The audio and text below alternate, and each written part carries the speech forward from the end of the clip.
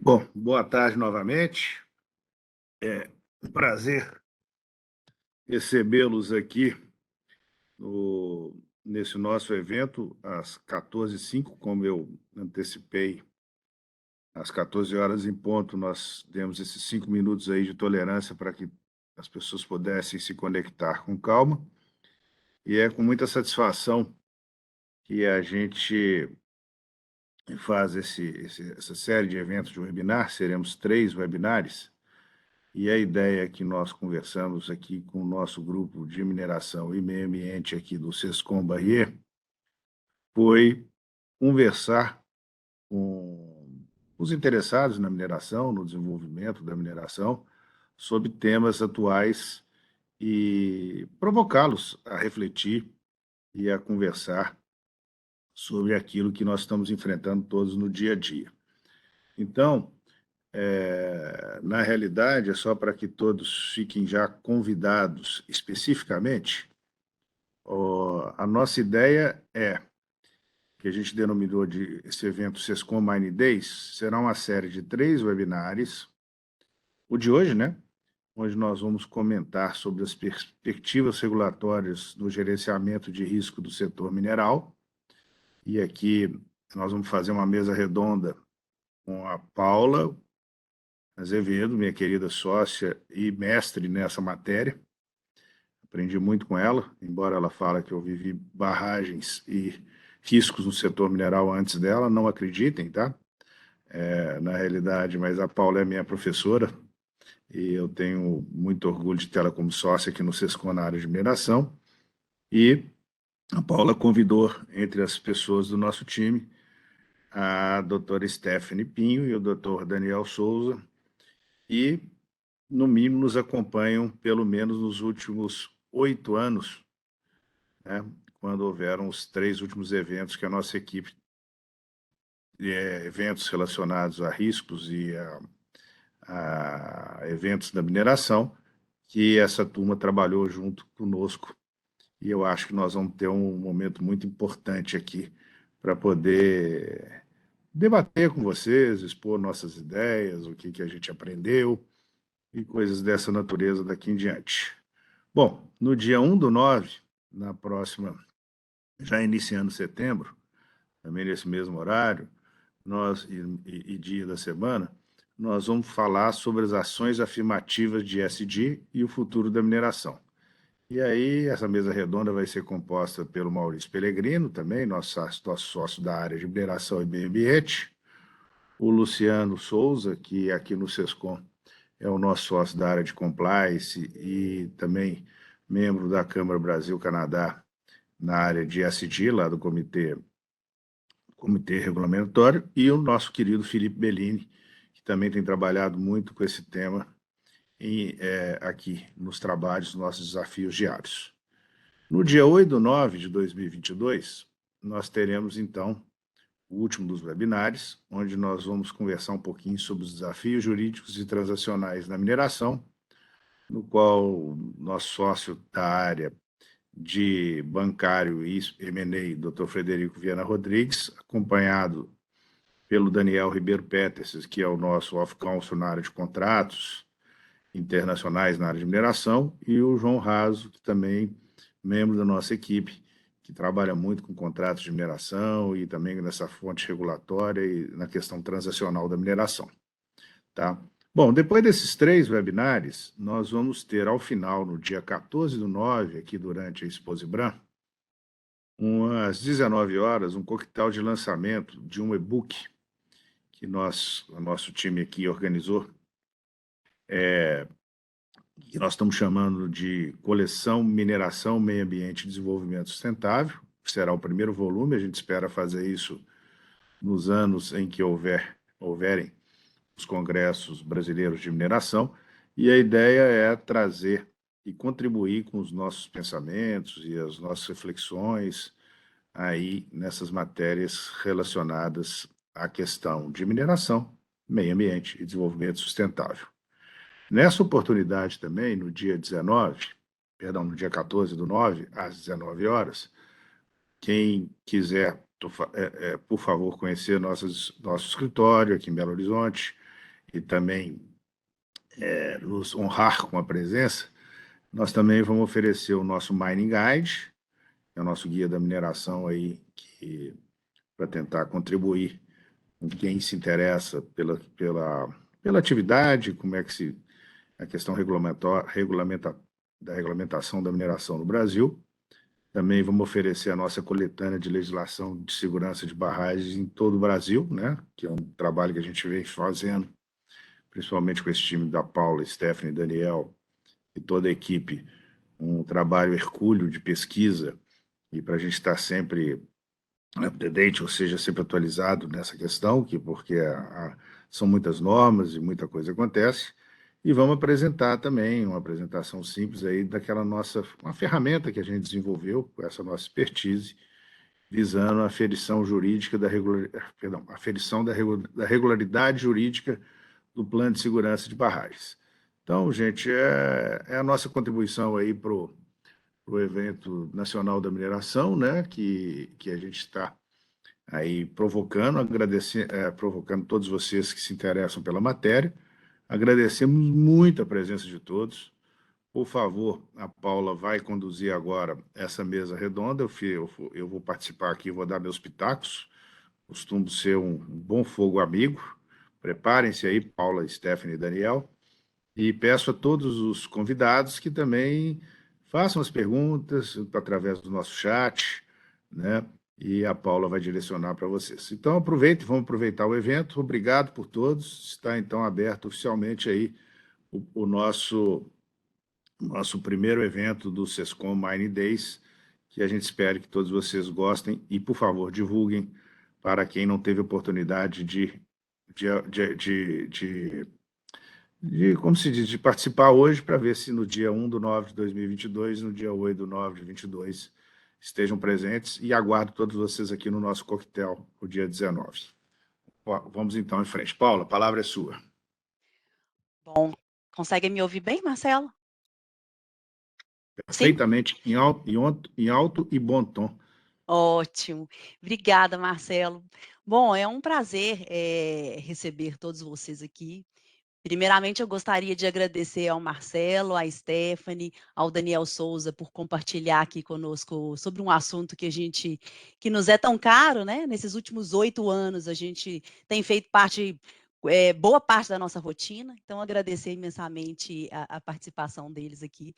E agradecer também, especialmente, quem está nos ajudando aí nos bastidores, né, a modelar todo esse evento, toda essa série de webinários, num esforço aí diário para que a gente possa entregar esse material ao final aí, e todas essas dinâmicas desses webinários, ao Tiago e à Fabiane. Né? A gente não poderia deixar aqui de agradecê-los. Então, bom, esse assunto é um assunto que a gente fala com muito prazer. Né? Como eu disse, nos últimos 8 anos, a gente tem trabalhado incessantemente nesse assessoramento aos nossos clientes.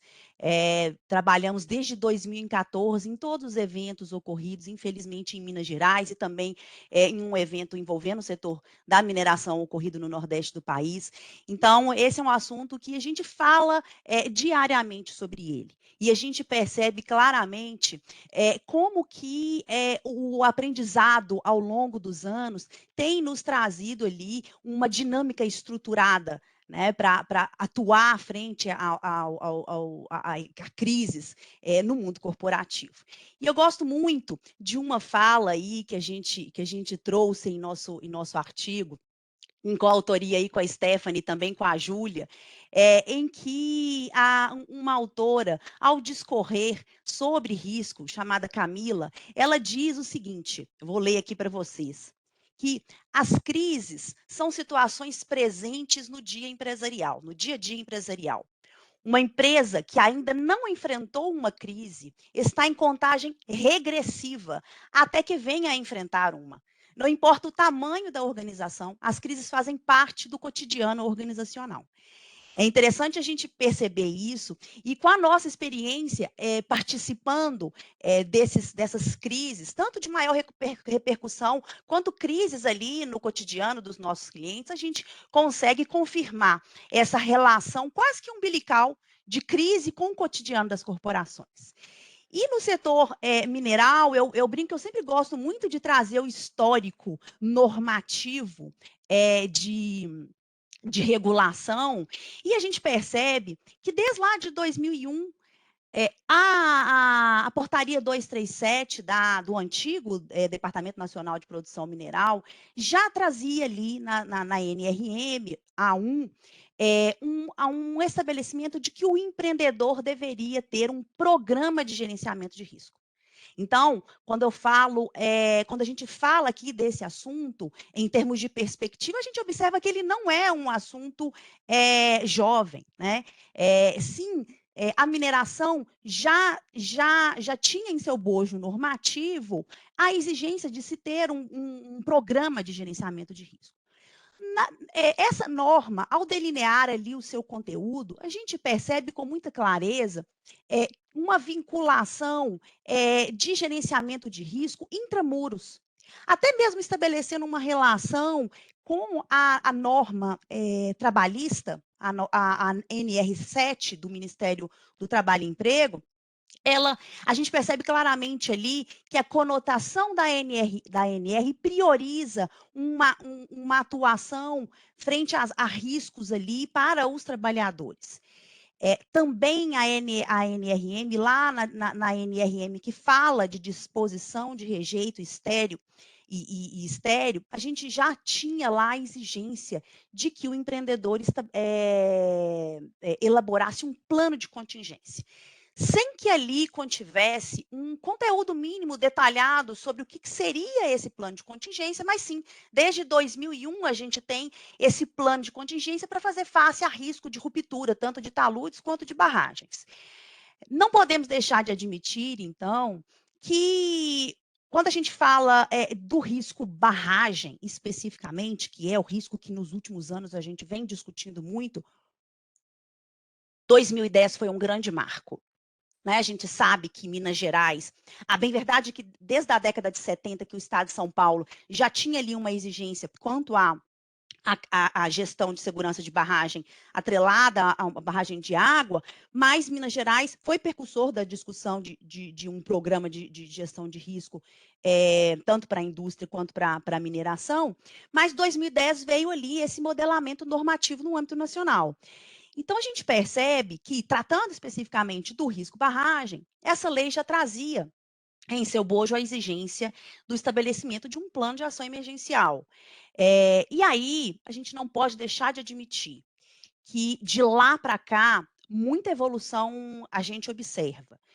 Se a gente for se lembrar, né, a primeira normativa que trouxe do antigo DNPM para modelar a tratativa desse risco barragem, veio em 2012, depois em 2013, com o conteúdo do plano de ação emergencial. Mas, quando aconteceu o evento em 2015, uma grande discussão que o setor enfrentou foi não se tinha a exigência de um alerta sonoro para avisar a comunidade. Né? E muito se questionou, mas como que não tinha essa previsão no plano de ação emergencial? Não se tinha essa previsão normativa. E aí, o Estado de Minas Gerais, muito rapidamente, percebendo essa necessidade dessa maior eficiência no alerta à comunidade, estabeleceu lá na lei do CISEMA, em seu artigo 29, essa exigência de que o plano de ação emergencial vinculado à barragem deveria ter um alerta sonoro ou outra tecnologia de maior eficiência. E aí, de lá para cá, a gente teve a 7389 remodelando toda essa sistemática, tanto de plano de segurança quanto de plano de ação emergencial, mas 2019 foi, de novo, um grande catalisador de mudanças, tanto no âmbito nacional quanto no âmbito estadual.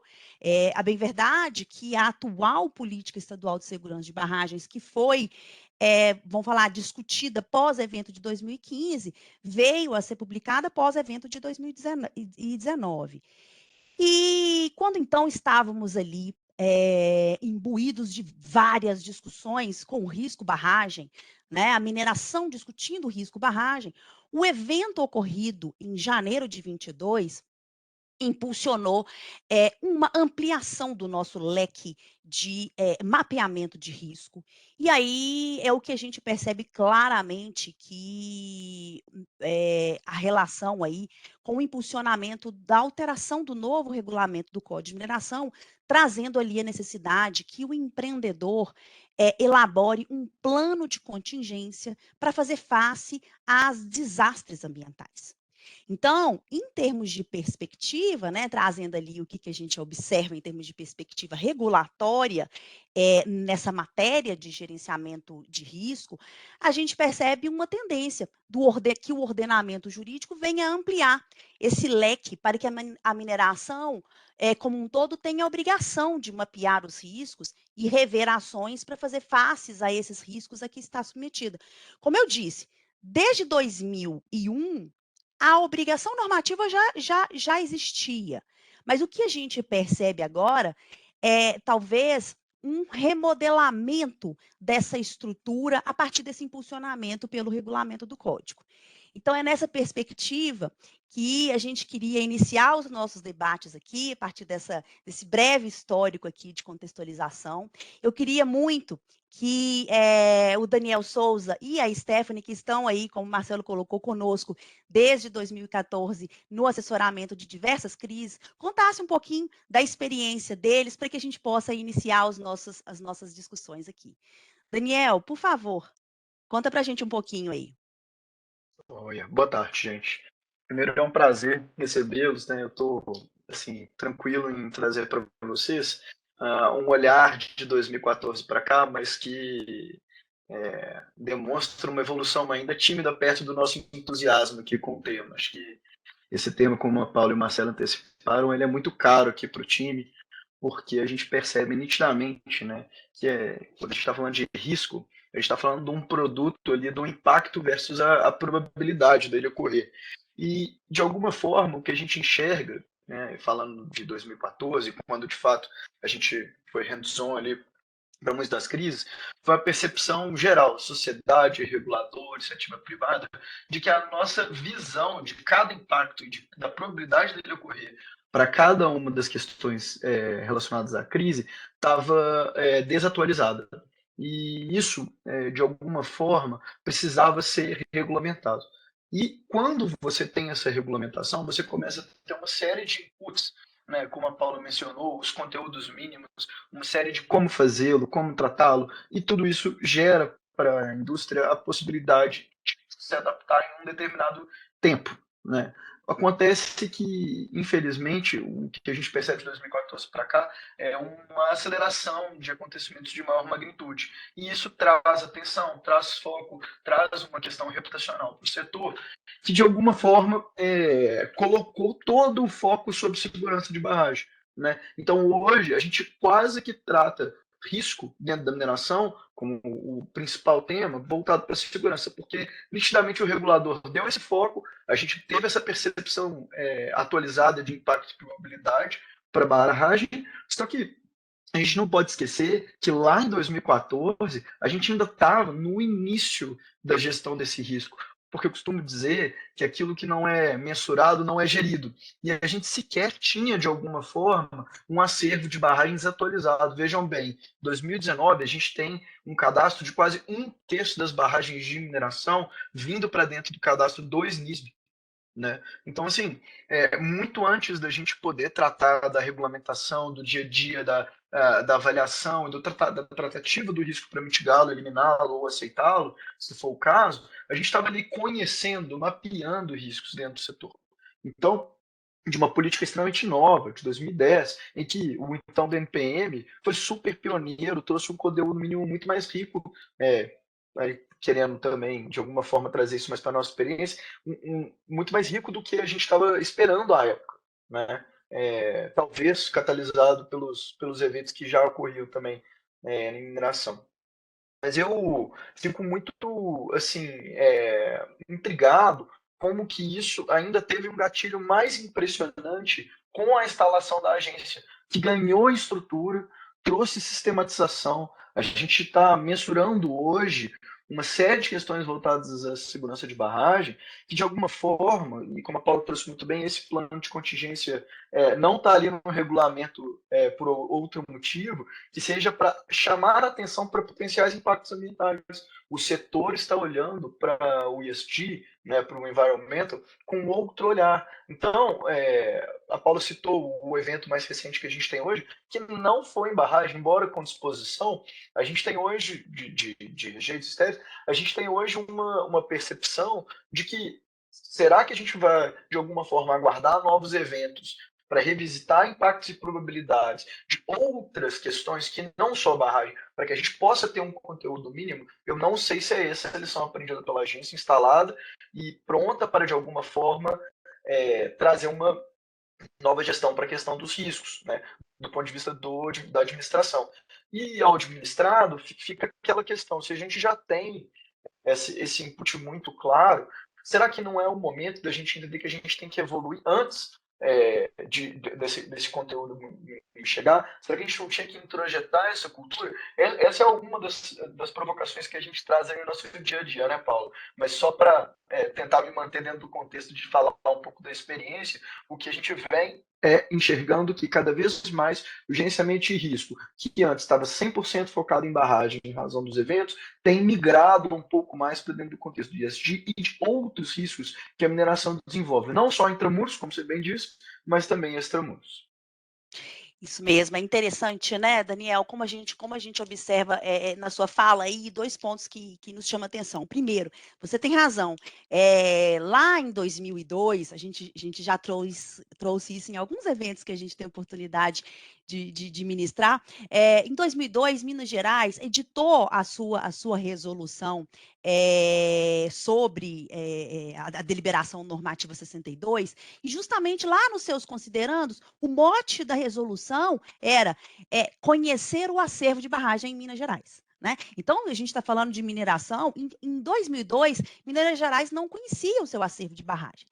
Quando a gente fala hoje, vê o SIGBM tão bem estruturado, vamos nos lembrar que até 2017 a gente não tinha um banco de dados específico para que o agente regulador gerenciasse esse risco barragem. Né? Até então, as barragens eram reportadas para o antigo DNPM via relatório anual de lavra. Né? Então, você tinha ali uma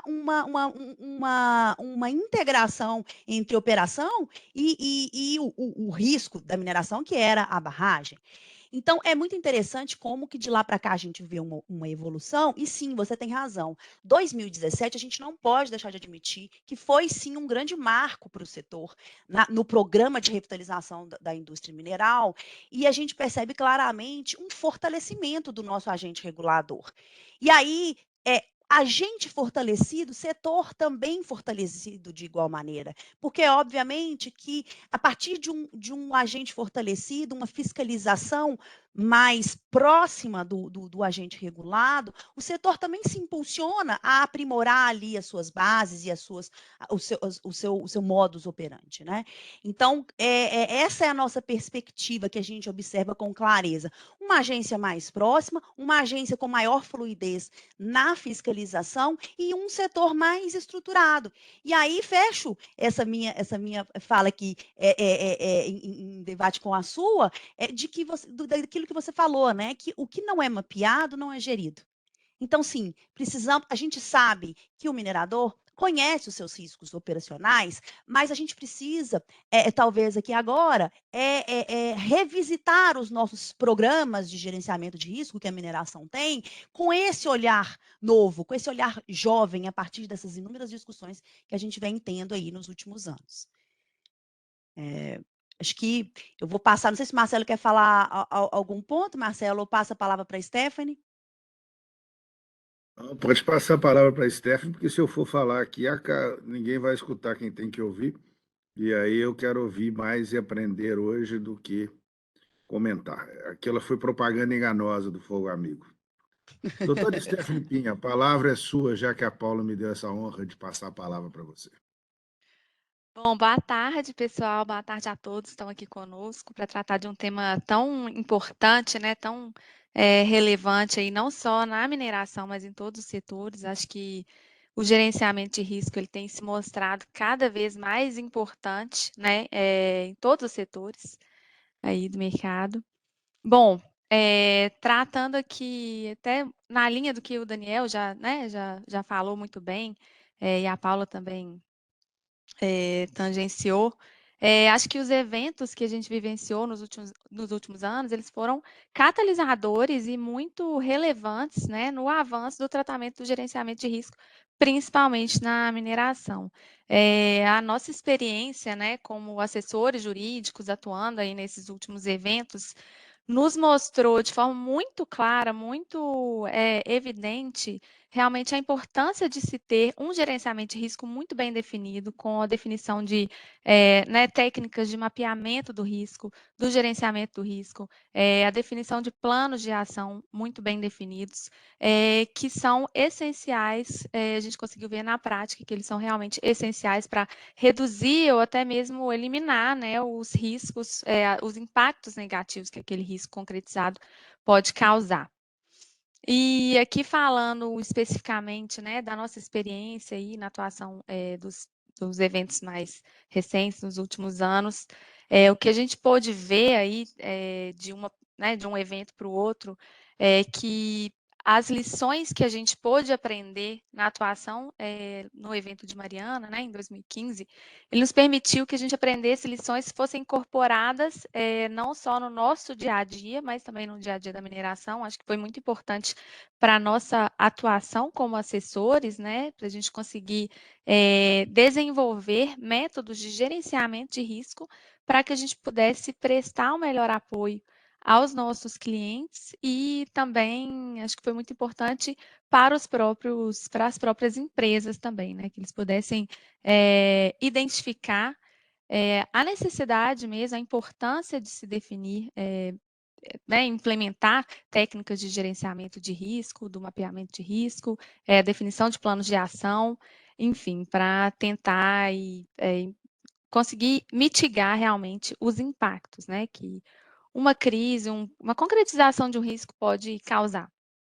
E aí, acho que, falando aqui da nossa prática, acho que após, né, o evento de 2015, principalmente, a gente já conseguiu chegar, por exemplo, no evento de 2019, em Brumadinho, com diversas práticas que nos ajudaram como, né, sob o ponto de vista jurídico, claro, e como assessores, a implementar planos de ação que, com certeza, permitiram uma resposta muito mais rápida, muito mais eficaz e que provavelmente tenha reduzido, né, os impactos causados. Então, enfim, os impactos de, né, as próprias tratativas com as autoridades, tudo isso foi muito importante a gente ter incorporado, né, as lições que a gente foi aprendendo ao longo do tempo e ainda estamos aprendendo. Como a Paula e o Daniel falaram, embora essa importância, né, do gerenciamento do risco tenha ficado muito evidente no âmbito da segurança de barragens, o que a gente tem visto cada vez mais é a necessidade de expansão né, dessa prática para todos todo o âmbito da mineração, né? Então, todas as atividades aí, não só relacionadas à segurança de barragem, mas a gente teve um evento também recente relacionado a pilhas. Então, a tendência é que a gente realmente tenha aí a necessidade de implementação cada vez mais dessas práticas de gerenciamento de risco, né, na mineração. Então, algo que antes era, né, só boa prática, agora vai passar realmente a ser obrigação, não vai ser mais só boa prática. Então, a gente já tem aí temos, né, normas técnicas já implementadas, né, a ISO 31000, e aí acho que a tendência é que tenhamos realmente uma evolução muito grande em relação a isso. Ótimo. É interessante, né, Stephanie, na sua fala, como que a gente observa, você falou em catalisador, e é interessante que os eventos que ocorrem, eles impulsionam tanto uma resposta no nosso ambiente jurídico, e a gente observa isso claramente tanto em 2015 como em 2019 também, 2019 com muito mais força, mas a gente observa isso sempre que tem uma resposta no mundo fático, vem uma situação no mundo fático, vem uma resposta no mundo jurídico, né? E a gente observa também como que a experiência também nos permite uma estruturação. Trazendo aqui um pouquinho como você colocou, da nossa experiência no assessoramento de algumas crises, o que que a gente teve de lição aprendida, né? Trazendo assim um exemplo. A gente, no segundo momento, ou na verdade no terceiro momento, após a terceira crise que estávamos ali enfrentando, a gente já sabia exatamente quem eram os perfis adequados, né, para o nosso gerenciamento dos nossos prazos jurídicos. A gente sabia quem que eram os perfis adequados para ir para a linha de frente, para responder diretamente às autoridades, aqueles que deveriam ficar ali no modelamento e elaboração de defesas e prazos, efetivamente, em umas respostas escritas. Então, trazendo para o setor, o que a gente percebe? Experiência gera um modelamento na atuação. O que a gente precisa agora é ter a planificação da experiência, talvez. Né? Porque o setor está maduro no que tange ao risco barragem, e sim, o setor se discute um programa de gerenciamento de risco dos riscos da mineração, mas o que nós estamos convidando aqui é um olhar renovado. Né? O regulamento do código, agora recém-alterado em fevereiro de 2022, impulsiona essa discussão de que o setor traga para a experiência barragem o gerenciamento amplificado dos demais riscos da mineração, de modo a estruturar um plano de atuação mesmo. Né? Então, é interessante. E aí, essa importância do assunto, eu queria que você falasse um pouquinho para a gente, porque a gente sabe que gerenciamento de risco é um processo contínuo de busca de falhas potenciais, com a identificação dessas falhas, modelamento de procedimentos, retroalimentação desses procedimentos a partir de novas falhas identificadas. Então, é toda uma evolução nessa discussão. Queria que você contasse para a gente um pouquinho de como que é essa evolução dessa discussão aí de gerenciamento de risco. Bom, acho que desde que o mundo é mundo, já é possível que a gente considere a importância, né, de um gerenciamento de risco. Acho que tudo envolve risco, né? Todas as atividades, não só atividades do cotidiano, né, mas as atividades ali de todas as empresas, em todos os setores, tudo envolve risco. Mas de forma um pouco mais concreta, acho que o gerenciamento de risco ele passou a ser implementado, a gente consegue enxergar que ele passou a ser implementado de forma mais concreta, principalmente a partir da Segunda Guerra Mundial. Então, as empresas passaram a identificar a necessidade de uma implementação de um gerenciamento de risco, principalmente para mitigar os impactos, né, da guerra em relação aos impactos econômicos que a guerra estava causando, né, nas empresas, nas corporações. Então, a partir daí, isso foi se intensificando e sendo incorporado cada vez mais nas corporações, e percebeu-se, né, que o gerenciamento do risco ele não poderia ser mais algo intuitivo, né? Então, viram a necessidade de se definir metodologias específicas para a melhor gestão dos riscos, né?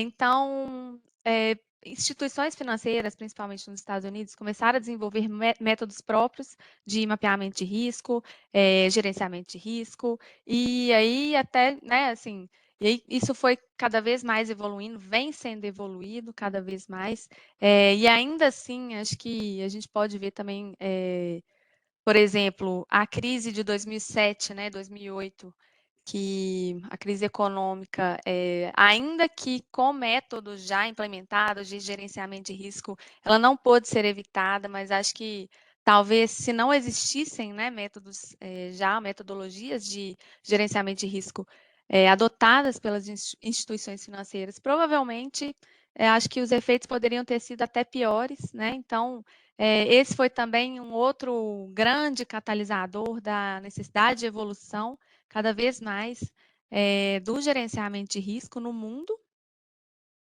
E acho que no Brasil, há quem diga que o gerenciamento de risco ele surgiu principalmente a partir da década de 70, né? Que foi quando isso começou a ser de fato implementado no Brasil, as metodologias de prevenção e gerenciamento de risco no âmbito do mercado de seguros de imóveis. Então, começou-se a implementar considerando o risco de incêndios. E a partir daí foi-se, né, tendo uma evolução, uma expansão dessas práticas para outros mercados, né, para outras empresas, outros setores. E aí, hoje, a gente já tem, como eu disse, já temos algumas normas que já prevêem metodologias específicas. A gente tem a ISO 31000, que prevê metodologias qualitativas, quantitativas, semi-quantitativas de mapeamento e gestão de risco. E acho que isso vem sendo aí cada vez, a partir de então, cada vez mais, realmente mais falado e evoluído, né? A gente tem é um assunto que ainda não está maduro, apesar de já ter evoluído bastante, mas ainda não está maduro. E acho que a tendência é cada vez mais termos uma evolução aí. Ótimo, é isso mesmo, né? Essa frase sua é muito interessante, né? Que a gente passou a perceber que o gerenciamento de risco não pode ser algo mais intuitivo. Eu acho que a ISO 31000 ela acaba impondo isso,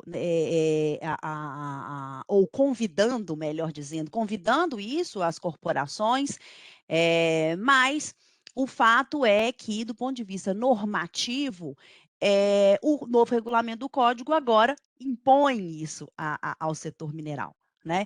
Então, esse modelamento aí que eu acho que agora a gente vai começar a discutir. Obviamente que a gente ainda não tem um conteúdo mínimo a percorrer para esse modelamento desse plano, mas sim, eu acho que tudo que a gente vem discutindo aí para a barragem pode ser muito aproveitado aí para o âmbito dos outros riscos.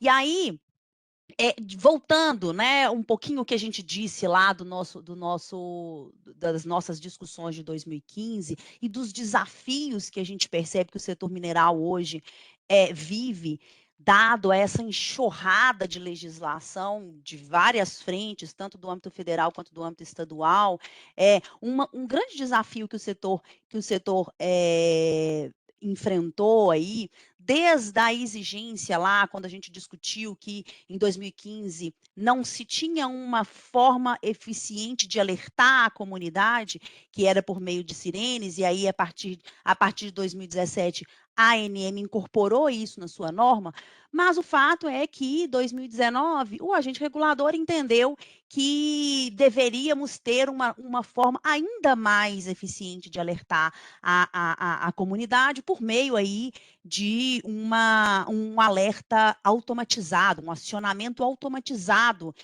de sirenes. E a gente sempre fica se perguntando, né, até que medida o pós-2019, e obviamente, né, um evento catastrófico como esse, a gente não pode deixar de admitir que medidas precisariam ser revistas e implantadas, mas se o tempo normativo permitiu o amadurecimento do setor na implementação.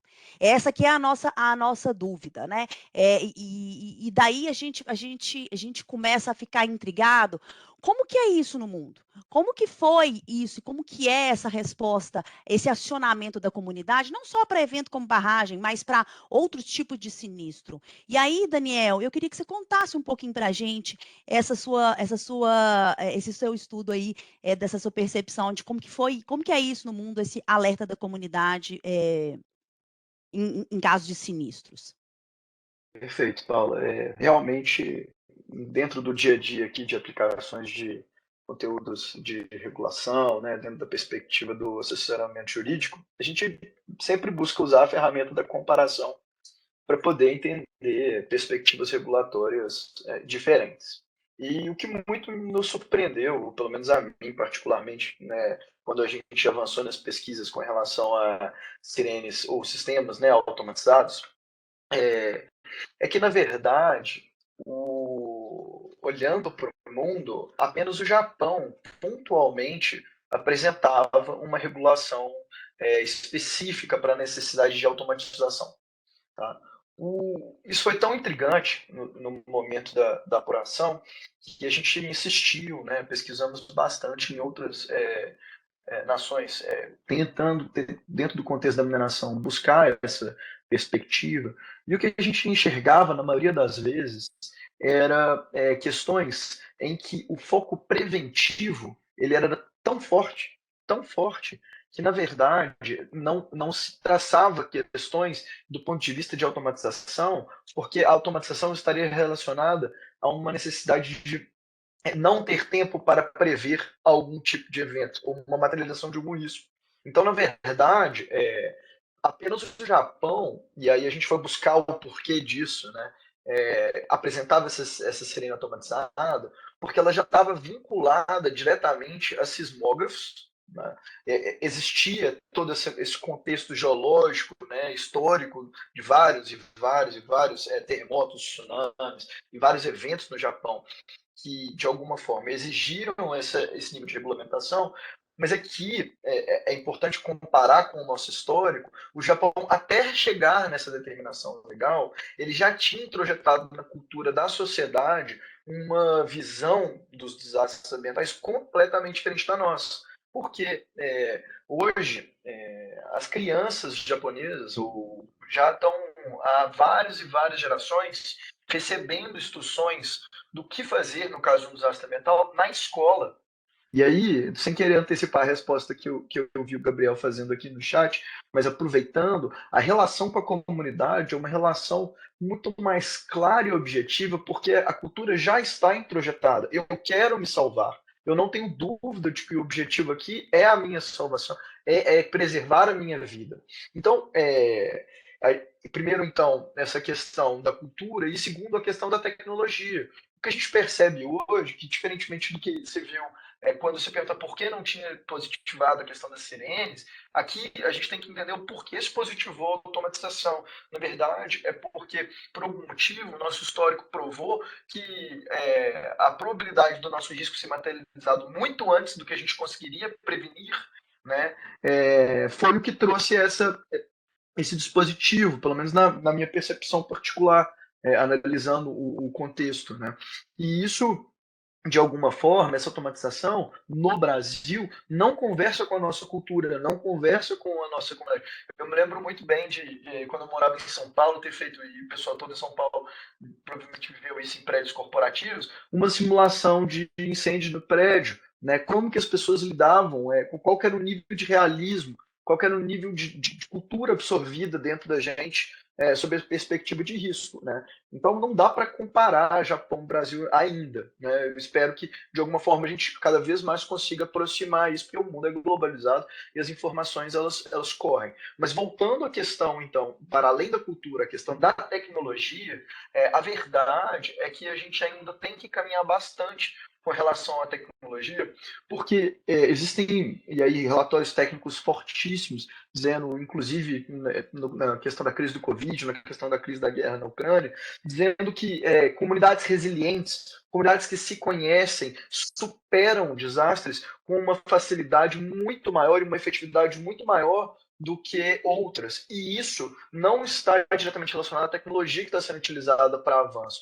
Inclusive, tem cálculos dizendo que a troca de mensagens por celular ela é muito mais efetiva, muitas vezes, do que os sirenes, e graças a Deus a gente já tem essa evolução no Brasil para barragens. Existem iniciativas fantásticas, né, de aplicativos nesse sentido. E aí, essa migração da sirene para celulares.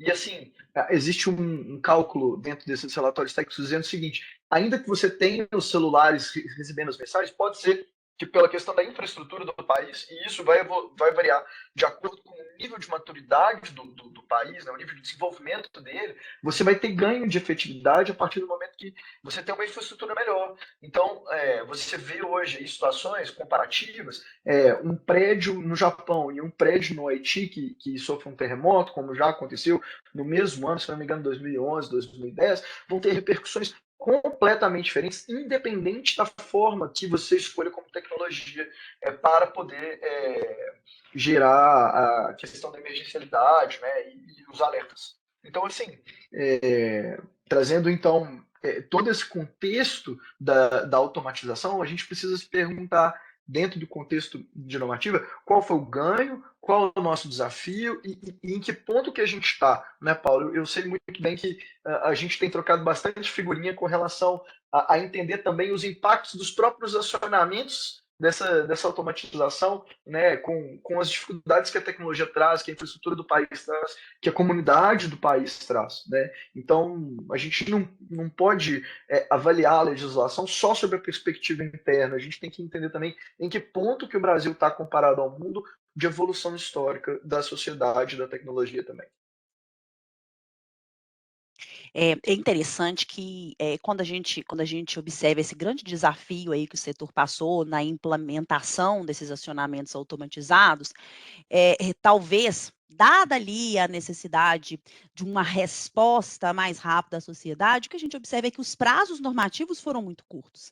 Né? Talvez não tenha, o prazo normativo não deu tempo do empreendedor aferir o seu histórico, calibrar os seus gatilhos e, assim, analisar a melhor tecnologia e implementá-la. Né? Tudo isso foi muito rápido, então ele teve pouco tempo de avaliar histórico, pouco tempo de calibrar os gatilhos e pouco tempo de implementação. Então, daí aqui, né, o nosso convite a esse olhar dos riscos para além de barragens, até mesmo antes de se ter uma regulamentação própria sobre isso, né? Para que, talvez, quando venha essa regulamentação, talvez a resposta do tempo não vá nos permitir um amadurecimento. Marcelo, por favor. Não, eu acho que, como o Daniel antecipou a pergunta que foi feita aí sobre a questão foi denominada relação conturbada entre mineradoras e comunidade, eu acho que o ponto aqui foi muito bem levantado, porque quer dizer, o adjetivo conturbado, ele é um adjetivo que às vezes não demonstra a realidade da situação. Uma coisa que eu aprendi nos meus 35 anos de vivência aqui depois de formado aqui na área de mineração, é que as comunidades que vivem em torno da mineração conhecem bem a atividade.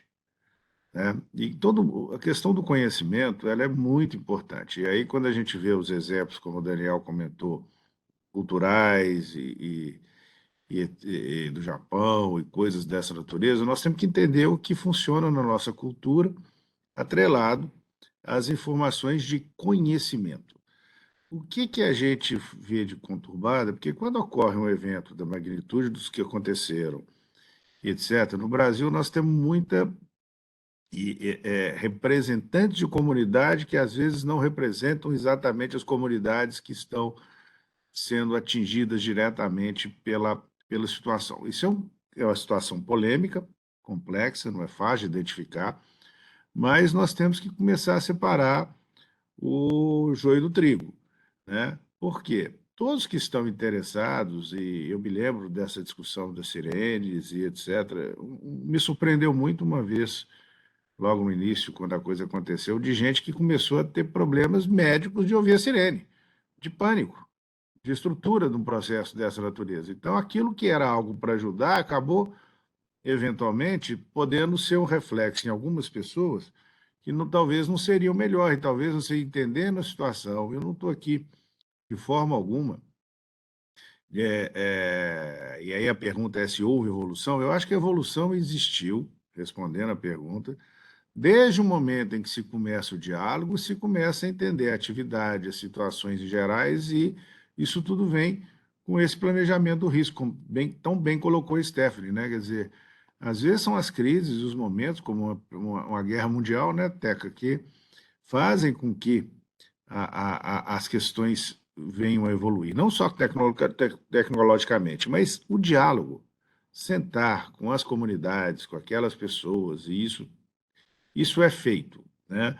E eu acho que o que mais importante é a gente entender a representatividade e legitimidade das comunidades, que elas podem, até o interesse difuso e coletivo é de todos nós, né? Então, você tem uma estratificação que tem que ser devidamente atendida. Bom, era só esse o comentário. Acho que o Daniel quer comentar alguma coisa a respeito. Eu passo para ele, porque minha bateria está acabando também. Eu tenho que carregar rapidinho, senão eu vou cair. Gerenciamento de risco ao vivo. Isso aí. Bom, não, Mas, eu só ia mas fazer um. Desculpa, desculpa, doutor.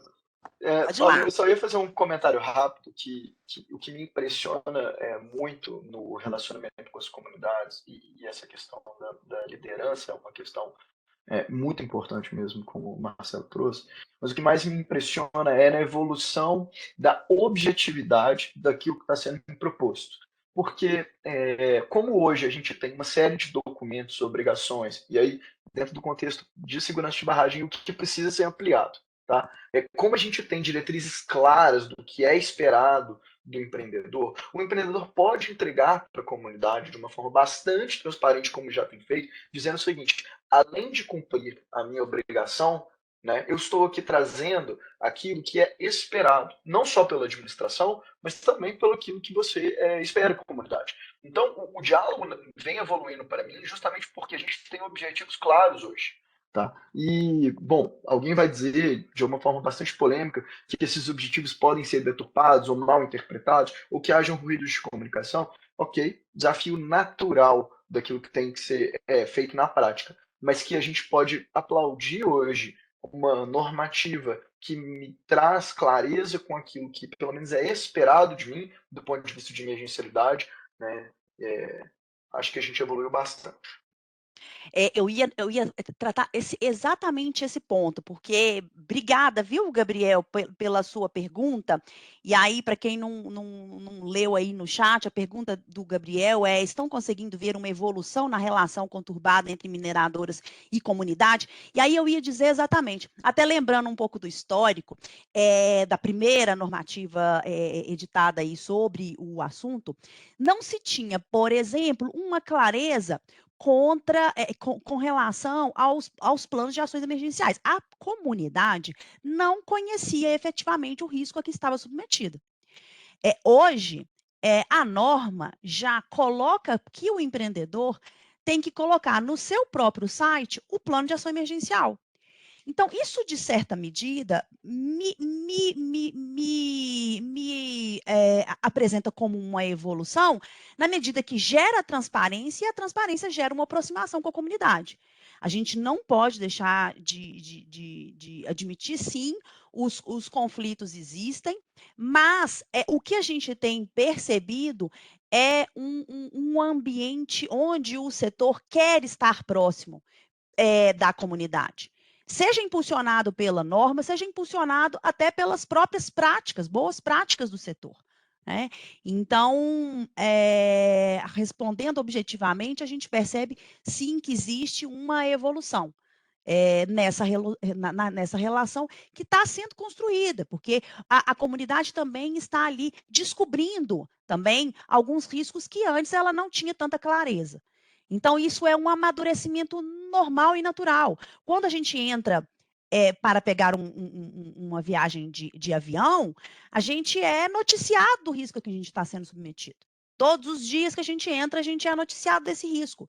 Então, hoje, o que a gente percebe é que a gente está nessa fase de conhecimento do risco pela comunidade a que ela está submetida. E aí, a partir do conhecimento, o estabelecimento ali de um treinamento com a comunidade para caso o evento venha acontecer, efetivamente a gente consiga ser eficiente na resposta à salvaguarda das pessoas e também meio ambiente. Né? Então, para a gente é muito notório essa evolução e com muita clareza a gente percebe que há ali uma concretização disso no ambiente corporativo, né? A gente percebe que hoje o risco não mapeado coloca efetivamente em xeque a continuidade do negócio. E aí sim, por isso que é tão importante essa parte do mapear, do conhecer o risco. Então, eu queria que a Stephanie falasse um pouquinho para a gente de como que é o setor em termos de maturidade no gerenciamento de crise, falasse um pouquinho para a gente dessas formas de mapeamento de risco aí que a gente tem conhecimento. Uhum. Bom,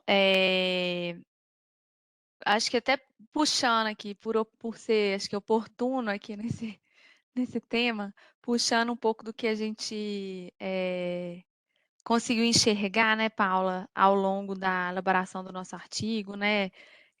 Nos deparamos aí com diversos estudos, com diversos artigos, manuais, até que falam muito sobre as metodologias de mapeamento de risco, tudo isso.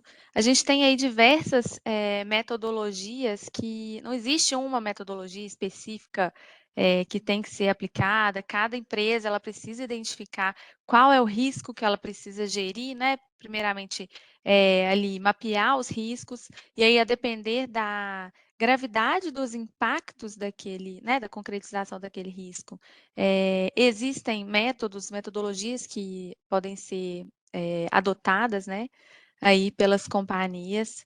Existem, enfim, metodologias, matrizes de mapeamento de risco qualitativas, quantitativas, semi-quantitativas. E isso tudo vai depender aí, como eu falei, dos impactos, da gravidade do impacto que a concretização daquele risco pode causar.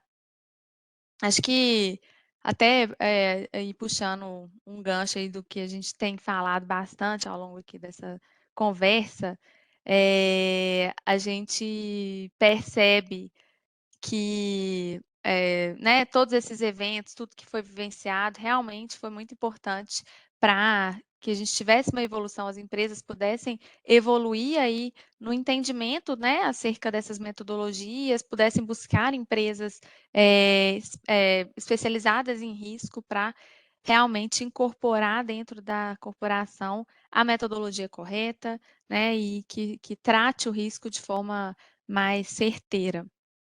E aí, né, ao longo dos nossos estudos aí para elaborar esse artigo que a gente vai estar aí no e-book que vai ser lançado, conforme o Marcelo falou, a gente se deparou com alguns estudos que foram bem interessantes e que refletem justamente o que a gente tem falado. Então, tem um estudo muito interessante que a gente leu, que a gente encontrou, que é um estudo feito por empresas especializadas em risco, ele foi feito em 2018, e que mostra que o Brasil, comparado com outros países, principalmente da América Latina, ele é considerado um país muito avançado, né, na gestão de risco, apesar de, assim, posso dizer que acho que ainda não está maduro o suficiente, acho que não alcançou uma maturidade ainda suficiente, né? Acho que essa evolução é necessária realmente, mas acho que esse resultado ele reflete justamente essa evolução que a gente tem enxergado, né? Mesmo antes de uma regulamentação concreta. E acho que assim, é um estudo que a gente viu de 2018, acho que a tendência de realmente isso ter evoluído ainda mais, considerando os últimos eventos, não só como barragem, mas acho que a própria pandemia, né, do Covid, acabou impulsionando essa necessidade de incorporação dessas metodologias aí em todas as empresas. E especificamente na mineração, esse estudo ele identificou que dentre os setores, né, a mineração é uma das que está com o nível de maturidade mais avançado comparando com os outros setores, a mineração e o setor financeiro. E aí, também aqui dando continuidade No âmbito da mineração, acho que é muito legal também a gente mencionar um estudo que foi feito pela Ernst Young, na verdade é um estudo que ele é feito anualmente, que ele identifica os riscos e as oportunidades nos negócios da mineração. Eles fazem esse estudo junto com o IBRAM, para identificar, né, a cada ano o que está mais em voga, né, ali na mineração. E nesse ano, o estudo mais recente, ele identificou, em primeiro lugar, dentre os principais riscos e oportunidades, o ESG. Eu acho que tem tudo a ver com o que a gente está falando, né, de prevenção a desastres, que é justamente o principal objetivo aí do plano de contingência que vem sendo implementado e instituído pelo regulamento jurídico minerário. Então, embora a gente ainda tenha muito a evoluir, acho que já podemos dizer que a tendência, não só, né, considerando aí as perspectivas regulatórias, mas também acho que de as práticas de própria governança mesmo das corporações, a tendência é que as empresas incorporem cada vez mais essas metodologias e que essas metodologias sejam cada vez mais evoluídas, enfim. E como, né, a Paula bem disse, acho que uma política de gestão, o risco que não é mapeado, ele não é bem gerido, então uma política de mapeamento de risco é muito importante. Uma política de gestão de risco, ela pode amenizar, né, os impactos negativos que uma crise pode causar, como a Paula falou no começo do nosso webinar. Uma empresa que ainda não vivenciou uma crise, ela está com os descontados, né, porque crises acontecem de todas as naturezas, sejam elas, enfim, ambientais, né, de segurança, econômicas, trabalhistas, de reputação, enfim, em diversas frentes. Então, acho que para que as empresas realmente tenham a possibilidade de continuidade do negócio de forma mais fluida, isso se torna cada vez realmente mais importante e é em razão disso que vem sendo instituído pelas normas, né? Não é mais boa prática, agora realmente vem sendo instituído por norma. Isso mesmo, E sim, a acho gente que, Posso percebe só que fazer um acho que, parênteses acho que é rapidinho? algo muito interessante também, que me lembrei, Paula, que a gente acaba falando de risco como algo sempre negativo, né? Mas que, por outro lado, é interessante a gente falar também que, às vezes, um gerenciamento de risco bem feito, ele pode trazer não só, né, a mitigação de um efeito negativo, mas como oportunidades também, né, para a corporação. Então, acho que isso é muito interessante também. Não só, a gente sim, consegue enxergar não só de perfeito. forma negativa, mas também como positiva. Perfeito, perfeito. Esse mapeamento nesse gerenciamento de risco, como bem apresenta o estudo, né, é risco e oportunidade, né? É aquilo que pode ter de negativo para a corporação, mas aquilo também que pode impulsionar a corporação, né? Daniel, por favor. Eu acho que converge exatamente com o parênteses que eu ia abrir, gente. Nós estamos, como já falamos algumas vezes aqui, com o ISD na ponta da língua, né? Teoricamente, existe uma expectativa a nível mundial, né, não só no Brasil, de um setor de mineração com uma outra cara, com outras entregas. E, teoricamente, isso tudo representa oportunidade e risco. Não existe uma troca de matriz energética que não perpasse por um grande risco.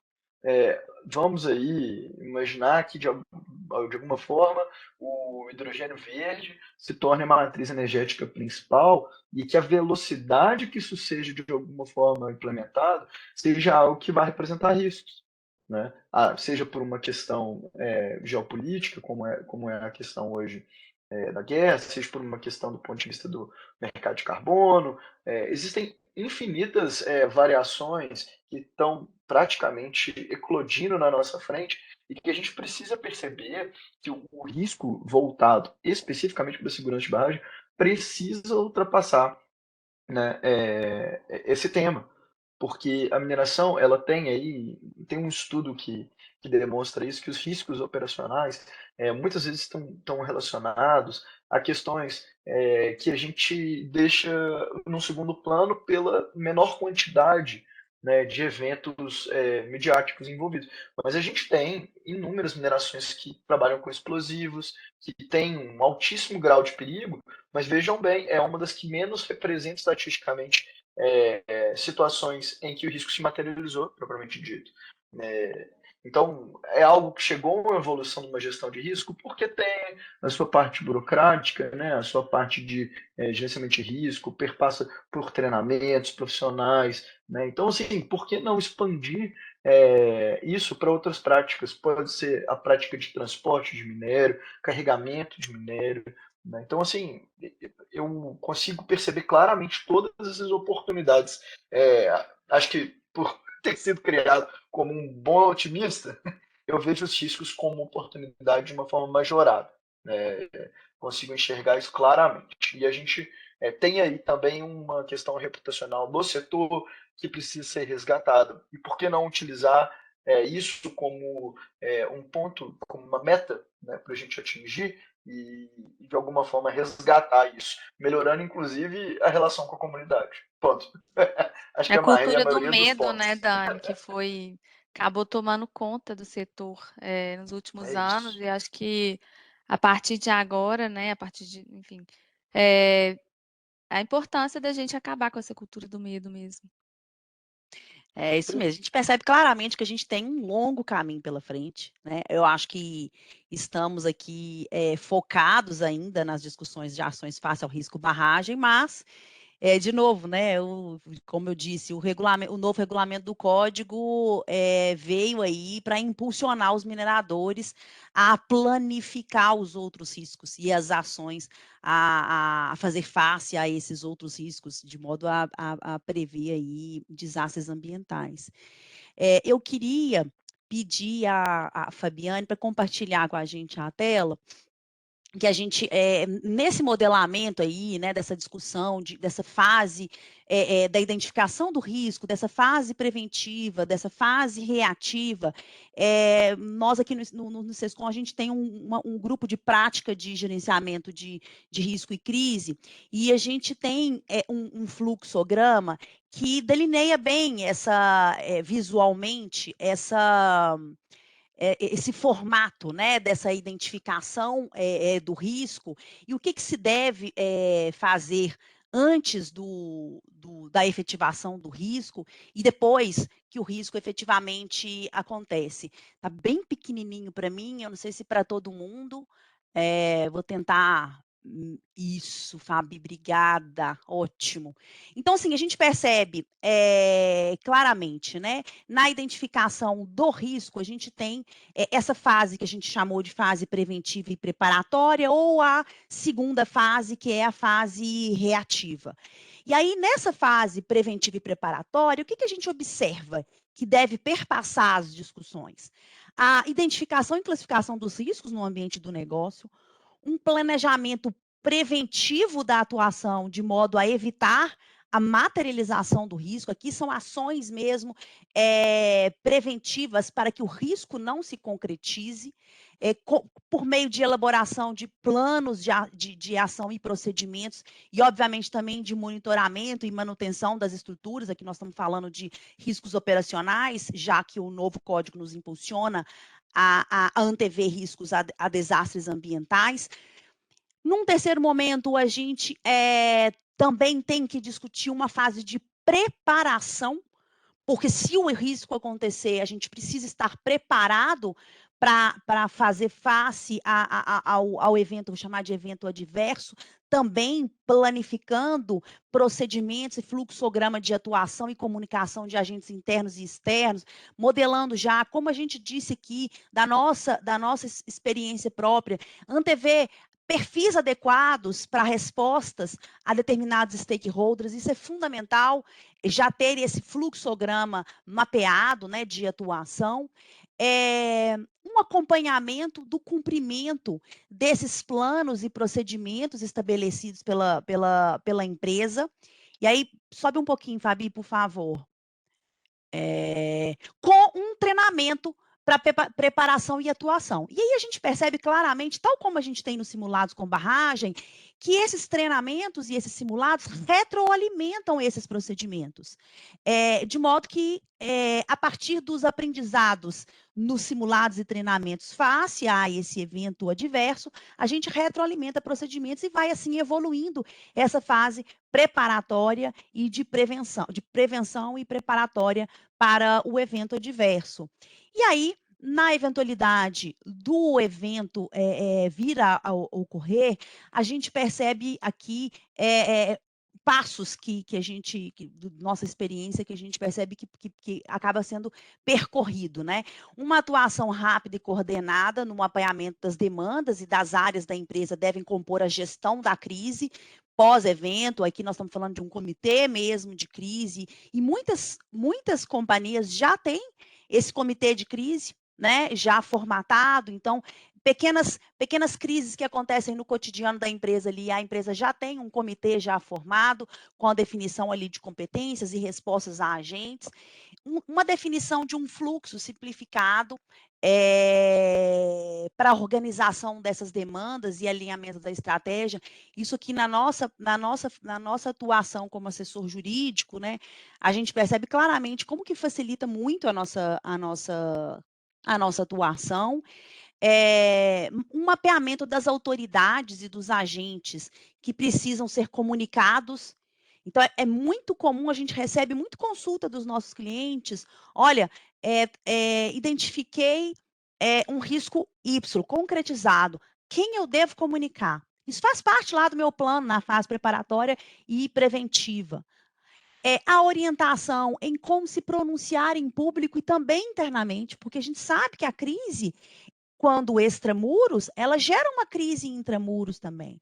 Então, a gente precisa ter uma resposta interna e uma resposta externa alinhada, né? Preciso que a companhia esteja alinhada tanto externamente quanto internamente.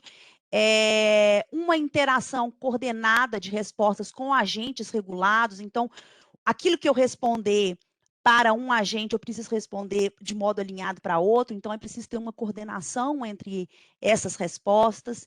E o último, por favor, Fabi, sobe para mim, a parte da investigação, da concretização do risco, porque assim como na fase preventiva existe o simulado retroalimenta o procedimento, a investigação também retroalimenta a nossa atuação e os nossos procedimentos, de modo a evitar que novos eventos venham a acontecer. E aí, por fim, Fabi, subindo para mim, o sexto, a identificação preventiva aí, a identificação das possíveis e prováveis consequências jurídicas para o negócio, porque aqui a nossa preocupação o evento aconteceu, precisa ter um plano de continuidade do negócio, né? Então, é preciso que seja sim um plano de atuação face ao risco, mas também tenha uma previsão de uma continuidade do negócio, que o negócio precisa continuar. Essa é a nossa exposição sobre o assunto de hoje. Eu tenho muito a agradecer a vocês por nos ouvir aí nessa 1h e 20 minutos. Eu queria passar a palavra aí para o Daniel, fazer os últimos fechamentos. Stephanie, Marcelo, fiquem à vontade. O Gabriel mandou Licença, uma Paulo. pergunta. Desculpa, pode falar, Mais uma pergunta do Gabriel? Fica à vontade, Teca, fica à vontade. Não, Eu o ia falar Gabriel mandou uma sobre isso. pergunta aqui sobre ESG, né? Se a gente acredita que o ESG washing também é uma realidade dentro da mineração, ou é uma prática que uma mineradora sequer se atreve a realizar. Como identificar o ESG washing? Acho que vem sendo visto aí em algumas empresas, falar mais do que fazer, né? Mas acho que na mineração, hoje em dia, não existe mais espaço para isso, né? Acho que a própria evolução normativa que a gente vem tratando vem tornando isso realidade, né? Que acho que no âmbito da mineração, realmente não existe mais espaço para que as mineradoras fujam da adoção mesmo dessas práticas, né? Então, essas normas que vêm sendo implementadas, elas acabam por obrigar que as mineradoras realmente adotem essas práticas que acabam estando ligadas, né, ao ESG, de forma a prevenir desastres, mitigar os impactos sociais, né, implementar ações de governança, enfim. E a fiscalização pelos órgãos também tem sido muito, muito forte, muito rigorosa. Então, no âmbito da mineração, acho que é uma prática que vai ser cada vez mais difícil de ser realizada. Verdade, Stephanie. Eu vou ser muito sincero aqui que o meu complemento ele é um pouco mais polêmico, tá? Eu também acho que não tem espaço de jeito nenhum para o setor gastar um crédito, né, com o que é chamado de greenwashing, né, dentro do ESG, porque na verdade eu, como já antecipei, vejo o ESG e as oportunidades que ele traz para a mineração fantásticas.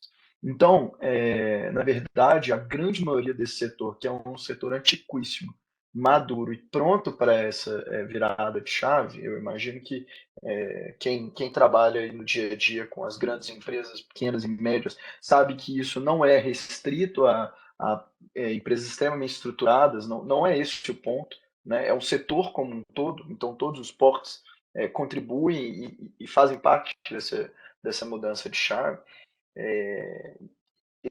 Eu tenho uma percepção assim, e aí vem a polêmica. A gente teve lá atrás uma oportunidade de falar sobre reaproveitamento de rejeitos.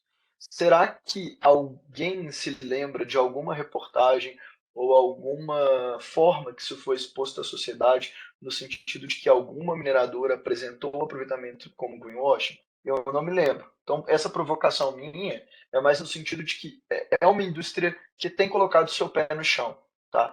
Vê os riscos, percebe necessariamente onde está o ganho da sustentabilidade, não esconde o custo, isso é muito importante, não dá para vender só com uma solução, né, do ponto de vista da maquiagem verde ali, que é chamada, né, mas ela está extremamente atenta a essas questões e não vejo, gosto de ser provocativo nesse sentido, não vejo nem espaço e nem nada que tenha sido apresentado assim nesse sentido a nível Brasil, pelo menos. Fica à vontade, Marcelo, para complementar. Está mutado. Tá no mudo.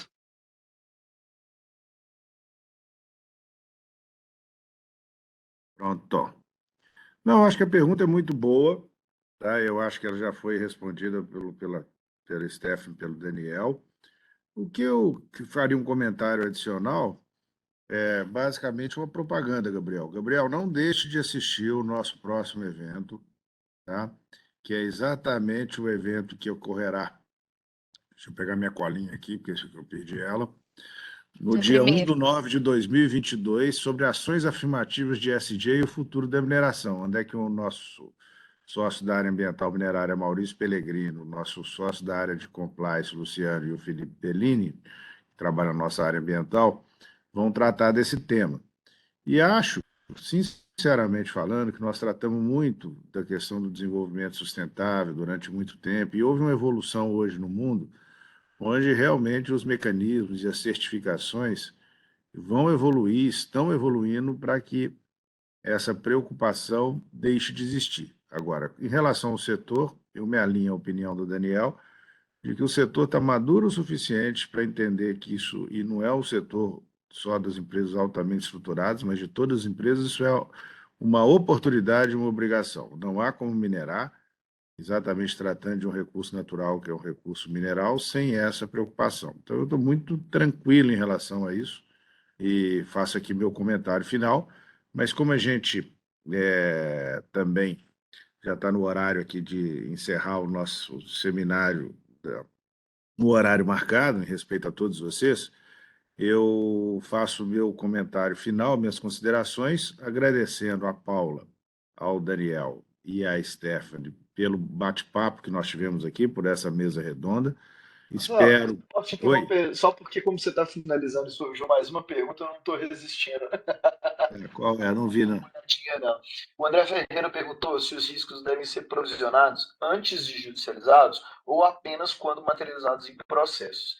Essa é uma questão extremamente estratégica. Eu acho que, vou dar aqui a minha opinião pessoal, não me lembro de ter conversado sobre esse tema com o pessoal aqui dentro do escritório, mas isso tranquilamente é algo que a gente pode expressar aqui, uma questão que é a seguinte, ela está muito voltada à quantificação, né, o nível de maturidade da quantificação desse risco. Porque quando você vai provisionar o quê? Como? Se você tem uma forma madura hoje de quantificar esse risco, eu entendo que ele já pode ser colocado dentro de uma perspectiva estratégica antes da judicialização, especialmente se o prognóstico for algo, né, que a probabilidade ali realmente ela justifique esse aprovisionamento. E lógico que a gente tem empresas que são reguladas pelo mercado financeiro e tem que cumprir aí uma série de questões do ponto de vista de colocar essas provisões no demonstração financeira, o que é objeto de apuração e de alguma forma a gente poderia aprofundar aí, quase que dar um outro webinar isso aí, André. A gente pode chamar o time do contencioso para palpitar aqui conosco. Mas eu, de fato, fico muito mais confortável quando o risco tem, de alguma forma, uma quantificação madura, tá? Para trazer isso para antes da obrigação propriamente dita. Mas fica à vontade, fala o que você... Eu ia complementar só dizendo o seguinte, isso inclusive faz parte, né, do gerenciamento de risco. O professor André Assis tem um livro muito interessante que eu recomendo, Gerenciamento de Risco em Projetos Complexos, acho que é dessa forma. E ele fala do risco monetizado. Então, assim, a nosso ver, o mapeamento e a quantificação desse risco permite uma fluidez na continuidade do negócio. Se aquele risco vier a ser concretizado, você, além de saber exatamente quanto que é esse risco, né, o que vai custar isso para os cofres da companhia, você também já sabe ali o caminho a ser percorrido. Então, a nosso ver, André, eu acho que isso faz parte do tema gerenciamento mesmo e mapeamento dos riscos, essa monetização do risco. Bom, posso voltar então ao Por encerramento? favor. Final André, temos desculpa. 4 minutos só para finalizar. Pois é. Então, André, desculpa eu não ter visto a tempo a sua pergunta, mas graças a Deus o membro terceiro aqui acabou sendo mais atento do que eu e percebeu a tempo. Então, gente, obrigado mesmo. Eu acho que a ideia aqui é provocar vocês todos a refletir sobre temas e nós estamos aqui com o objetivo de divulgar nossas reflexões e a ideia aqui foi exatamente essa, né, Paula, Stephanie, Daniel, Tiago e Fabi e todo o nosso time, é conversar com vocês, né, e estabelecer claramente aí que é um processo contínuo de evolução, né, de pensamento, e que isso é fundamental para a evolução da mineração brasileira e da legislação do arcabouço, que é a matéria que a gente está preocupado com ela por formação profissional. Eu queria agradecer também, Paulo, antes de passar a palavra para você para encerrar, e a vocês três, também o pessoal do nosso time aqui de marketing, do time nosso de infraestrutura do SESCOM, que trabalhou muito para que a gente fizesse esse evento. Ainda teremos mais 2. Por favor, divulguem. Se gostaram, divulguem. Se não gostaram, por favor, não conta para ninguém que é ruim, não, tá? Quem estiver ouvindo. Tá?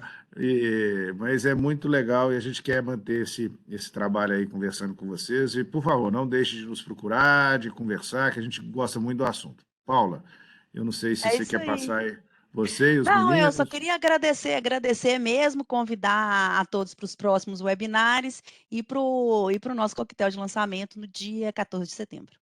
Às 19 horas, Às na 19 horas, lá no rodovia, nosso escritório. lá no escritório em Belo Horizonte, que fica do lado do BH Shopping, e vai ser durante a Exposibran, então, e lá nós teremos todo aquele material, né? O Mine Guide, a nossa legislação de barragem de mineração no Brasil, um pouquinho do nosso aprendizagem, dessa ferramenta de aferição jurídica das contingências aí de barragens e etc. Então, seria ótimo rever quem puder estar lá pessoalmente, que essa pandemia, graças a Deus, está numa fase, se Deus quiser, da gente voltar ao novo normal. Então, ficam todos convidados já para esse nosso evento. Obrigado mesmo.